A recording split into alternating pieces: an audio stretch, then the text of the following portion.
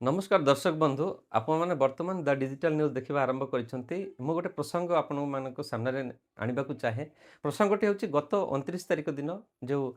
MV 11 number जो मालकानगिरी जिला सदर ब्लॉक अंतर्गत MV 11 नंबर जो मंडी रही धान मंडी को नहीं आम एक खबर प्रसारण करूँ 29 तारिख दिन आम खबर प्रसारण करापर जो धान मंडी में दलाल प्रसंग रही धान मंडी में दलाल बुलूची दलाल राज चली धान मंडी में एभली किसी खबर आम प्रसारण करूँ। धान मंडी रे दलाल राज दलाल मुक्त मंडी करने दाबी धान मंडी रे दलाल राज लैम्प शो दलाल को मधुचंद्रिकार हैरान होउछंती चाषी ए धान मंडी को दलाल मुक्त करने को चाषी कूल दाबी करिसेंती। मालकानगिरी जिला सदर ब्लॉक अंतर्गत सिंद्रीमाଳ ग्राम पंचायत सरपंच सहित अनेक चाषी MV 11 नंबर धान मंडी रे दलाल राज चलुवा अभियोग करिसेंती। मंडी रे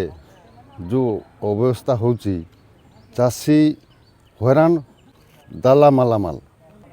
लैंप एवं दलाल मधुचंद्रिकार आमर 11 नंबर कि बाटपाली मंडी चलती जेहेतु 14 तारिख धान 28 तारिख जाऊँगी 17 तारिख धान 28 तारिख जाऊँगी बाध्य होई गत बुधवार दिन धान मंडी रे दलाल रहितबा किछि वीडियो चाषी माने भाइराल करिसेंती। धान बिकी न पारलुनी के टोकेन मिलबाटा मिसा डेरी रे 17 तारिख टोकेन एबे 28 तारिख रे दे आइला सेटा भी काली झगड़ा करी आगा दान चाष कलुनी ए 6 मास चाष करी सेंती नेबा पाई भी असुविधा दलाल आरी ए लैंप वाला मिसिकिना से खाली दलाल मन के आका पास्टू चाषी वाला मन के लास्ट आग कलानी गाले भी आज हम ना काली के तुम काली ना आउ गड़ मांडी रे एंती दलाल खबर को देखला परे जिला प्रशासन तत्पर होती जिलापाल निर्देश क्रमे सेठारे एक टीम जाइथिले जोथि कि उपजिलापाल थिले अतिरिक्त तहसीलदार एवं अन्य अधिकारी माने मध्य सेठारे पहुँचिकी मंडीर संपूर्ण तदंत नहीं तदंत परिसरभुक्त होला परे मंडी से भली किसी दलाल समस्या पाई नथिले किंतु जो 11 नंबर मंडी अधीन रे जो सिंद्रीमाଳ सरपंच रही सिंद्रीमाଳ सरपंच घासी नायक से आमको अभियोग करथिले किसी वीडियो आम हस्तगत होता जोटा कि चाषी तरफ आमको मिलता जहाँकि दलाल से ही मंडी भितर बुलबार चित्र तो सही वीडियो को आम प्रसारण करूँ एवं प्रसारण करापर वर्तमान जिला प्रशासन तत्पर होती वर्तमान तापर विहित कार्यानुष्ठान नहीं जिलार खाली 11 नंबर मंडी नुह जिलार विभिन्न मंडी उपरे दलाल मुक्त करने तथा ब्रोकर मुक्त करने एक प्रयास जिला प्रशासन जारी रखिंट सीसीटीवी चेक होता एवं सीसीटीवी चेक होला परे जो फुटेज अधिकारी माने पाइछंती तदंतकारी अधिकारी माने सही सीसीटीवी फुटेज को आधार करी जो माने चाषी को छाड़ी जो माने अजथा बुलाबुली करिसंती मंडी भितर तांको ऊपर दृढ़ कार्यानुष्ठान नेबा पई 5 जन संदिग्ध लोकंकु ऊपर थाना रे एतला दैछंती अधिकारी तरफ एही एतला दिया जायछि। मु कही रखा चाहे जहाँ थिला धान मंडी दलाल प्रसंग एवं तदंत पर 5 जन संदिग्ध नाम थाना रे मामला होती अजणा व्यक्ति मंडी भीतर को प्रवेश कले तुरंत कार्यानुष्ठान निया एवं उपजिलापाल मालकानगिरी निजे आज एक प्रेस विज्ञप्ति माध्यम बाइट गत 28 तारिख दिन मालकानगिरी सदर ब्लॉक स्थित MV 11 नंबर धान मंडी रे दलाल संपृक्त खबर प्रसारण आम करूँ जहाँ नहीं कि वर्तमान जिला प्रशासन तत्पर है कि विहित कार्यानुष्ठान तथा ग्रहण करिसेंती मंडी परिचालना करथिबा लैंपर्स कर्तृपक्षक सह आलोचना करिसेंती अधिकारी माने सेठी पहुंचीथिले एवं मंडी परिचालना कर्तृपक्षक सह आलोचना करिसेंती चाषीक सह मध्य आलोचना करिसेंती परे एही 5 जन संदिग्ध नाम रे थाना रे मामला रुजु करा जायथिबार उपजिलापाल श्री भोई आज एक सांबादिक सम्मेलन में सूचना दैछंती। गत 28 तारिख जनवरी गोटे मैंने सोशल मीडिया रे गोटे आमर मीडिया रे न्यूज आसला रिगार्डिंग जो MV 11 मंडी जो अच्छी सेठी किसी दलाल माने इंटरफेयर करुछंती बोलिकी तार माने इनक्वारी आम काली जाइथिलु हमर जो सिविल सप्लाई टीम तार सहित हमर एडिशनल तहसीलदार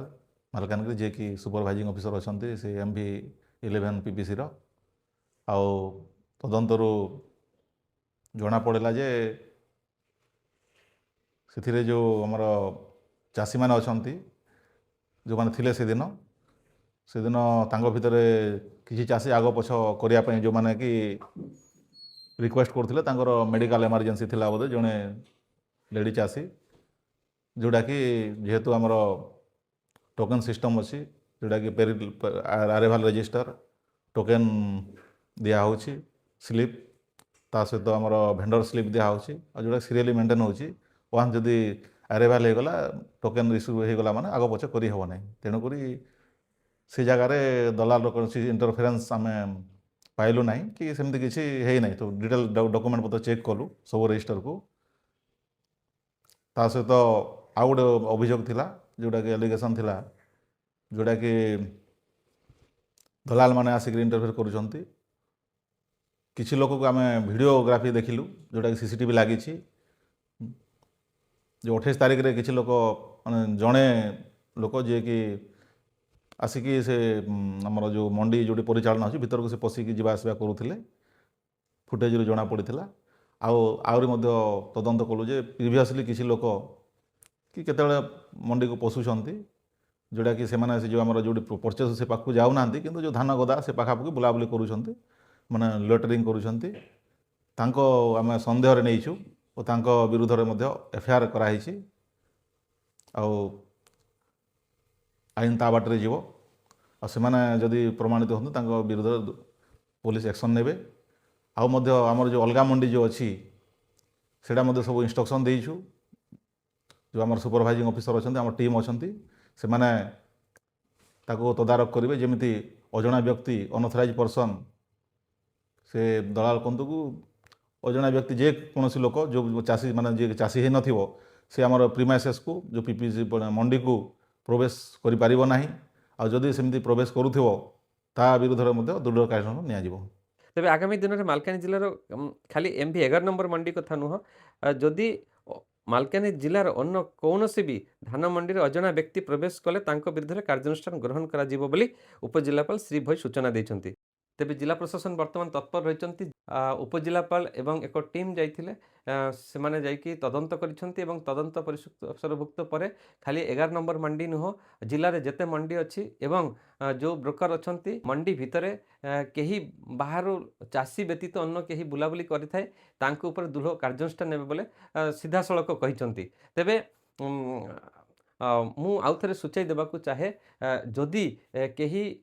ସନ୍ଦିଗ୍ଧ ବ୍ୟକ୍ତି ଆପଣମାନେ ଯଦି